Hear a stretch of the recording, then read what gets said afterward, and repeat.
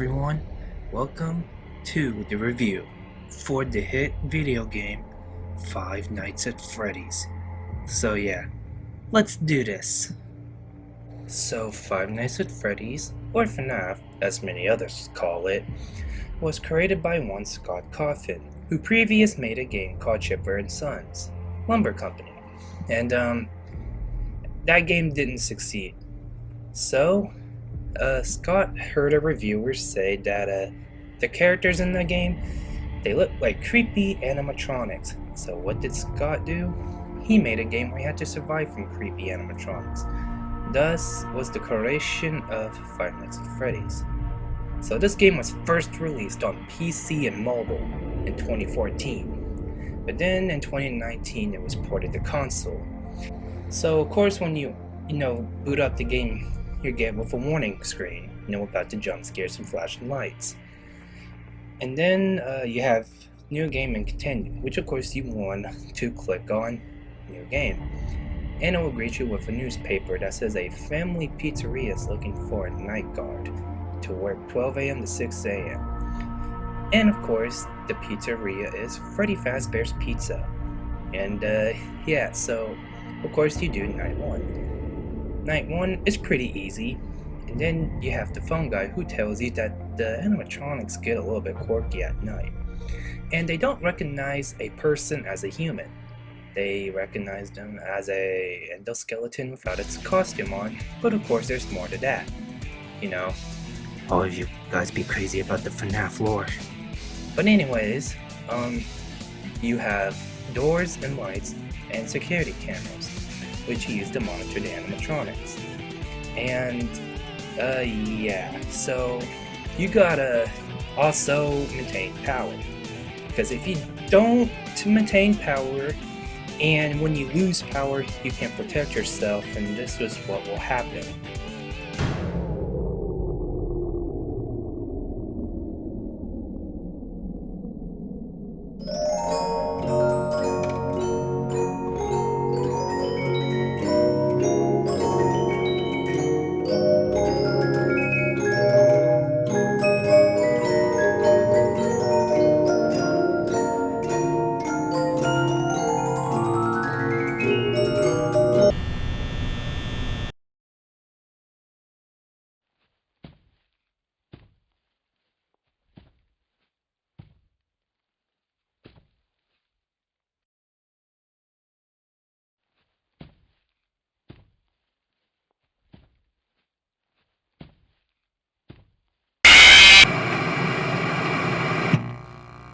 So after that, you'll be at the game over screen, and well, of course you're stuffed into an empty Freddy Fazbear suit, and yeah. But if you manage, keep your power at a good level and maintain it, and you can be able to win to 6 a.m. So of course, that's how you win. So I want to tell you, for those who don't know how to play. This is the first game, so this is easy. You want to check the lights for the animatronics. If you see them at the lights, you have to shut the door in their faces. Bonnie will appear by the doorway and shut the door on his face. And Chica, she'll be looking at you for a window, so to close the door on her too. But as for Freddy, you just have to cam stall him and make sure he doesn't get to you. Also, you can do the same with Foxy. And as for Foxy, if he leaves Pirate's Cove after you don't look at him for a while, he'll run down the West Hall. So you gotta shut the door fast before it's game over. And what happens if you switch cameras? Well, Freddy's at Cam 4B and Foxy gets you and you don't shut the doors onto their faces? Well, this is what you'll be greeted with.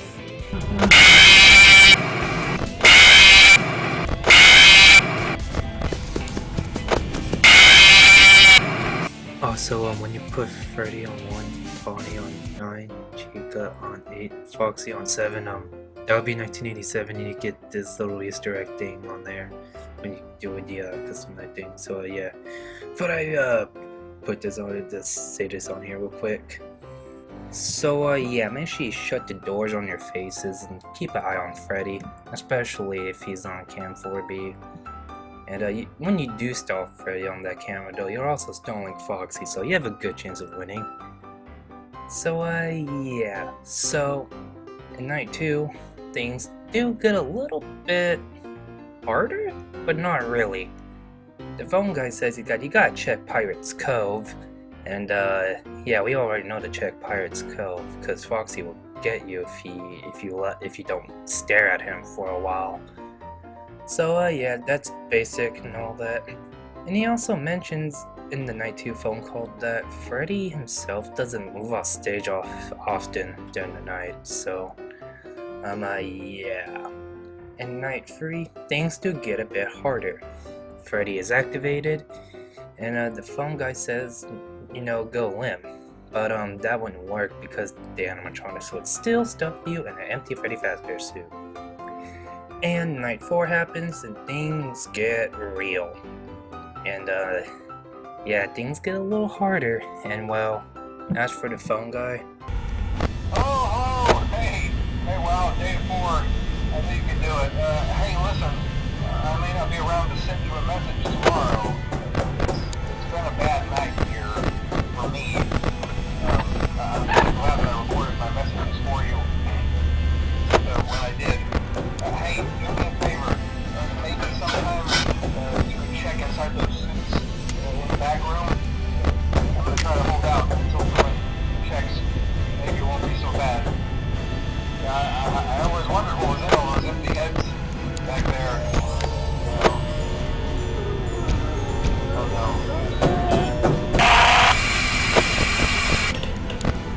no. Man, phone guy got cooked. So anyways, after you complete night 4, and hopefully you didn't run out of power because this night's a little hard. But as long as you manage to keep Freddy away from you, make sure he doesn't get close to cam 4B, you're fine. And just check on Foxy and check the lights for Bonnie and Chica, you're good. So anyways, after night 4, we move on to night 5.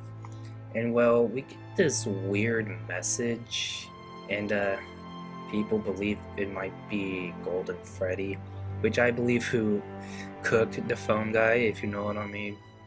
So yeah, yes. So anyways, after night 5, you get your paycheck. And I wouldn't know if I would do this job for that much money. But hey, I guess you gotta do what you gotta do, huh? So anyways, after doing night 5, you're greeted with a night 6, which is basically kind of like a ramped up version of night 5, but it's not that hard. But the real challenge is 420 mode. So 420 mode, it was easy. I just looked up some strats for it. Just go to cam 4B and occasionally, you know, keep flipping up the monitor to, you know, cam stall Freddy and Foxy. And occasionally shut the right door to check on him and check the lights for Bonnie and Chica. I managed to do it and I won. But the thing was, I forgot to check the left light for Bonnie, and I couldn't turn on the light or shut the door in his face, so I didn't open the camera because I know he would get me if I opened the camera. And then the power went out, and I won. And then unlike night 5 and night 6 where you get paychecks, you get fined for tampering with the animatronics and odor.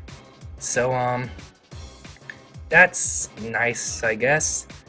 Thus, you get the free stars and you 100% Five Nights at Freddy's, which it was easy to 100% in the first place, I'm not gonna lie. And yeah, I had fun 100%ing that game. And this game really does get me sometimes. Because sometimes I can't find Bonnie or Chica and Freddy. Well, as long as you just keep an eye on him, you're fine. And Foxy, that made me a little nervous when doing 420 because I don't know when he was going to attack. So yeah.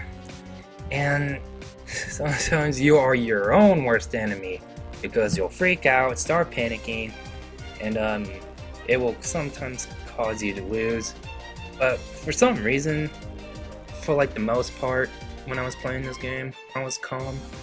I only jumped like a few times when Bonnie Chico would show up, or when Foxy showed up. Well, you know, he was trying to show up. But other than that, I was just chill playing the whole game. I sometimes I know when to expect a jump scare. But yeah. But we're not done here yet, because there's more to talk about in this game.